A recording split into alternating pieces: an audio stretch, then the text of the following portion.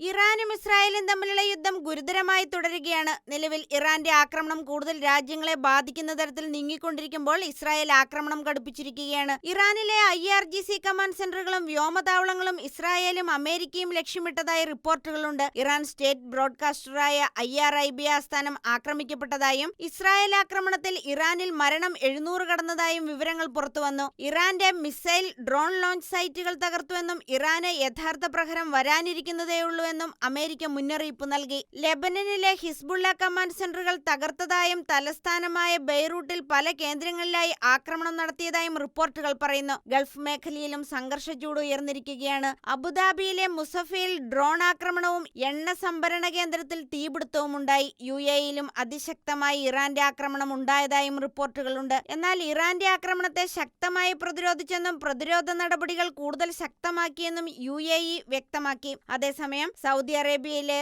റിയാദിലെ US embassy ആക്രമിക്കപ്പെട്ടുവെന്നും കെട്ടിടത്തിന് തീപിടിച്ചുവെന്നുമുള്ള റിപ്പോർട്ടുകളും പുറത്തുവന്നു. പല ആക്രമണങ്ങളിൽ 6 അമേരിക്കൻ സൈനികർ കൊല്ലപ്പെട്ടതായി വിവരം ലഭിച്ചിട്ടുണ്ട്. American state secretary Marco Rubio ഇന്ധനവില വർധന തടയുമെന്ന് വ്യക്തമാക്കിയിട്ടുണ്ട്. പശ്ചിമേഷ്യ വിടാൻ അമേരിക്കൻ പൗരന്മാർക്ക് നിർദ്ദേശം നൽകിയതോടൊപ്പം സൈനിക കേന്ദ്രങ്ങൾക്ക് സമീപം പോകരുതെന്നും മുന്നറിയിപ്പ് നൽകിയിട്ടുണ്ട്. ഇതിനിടെ UAEയിൽ നിന്ന് മലയാളികളുടെ ആദ്യ സംഘം നാട്ടിലെത്തിയത് ആശ്വാസമായി. International desk, Shekinah news.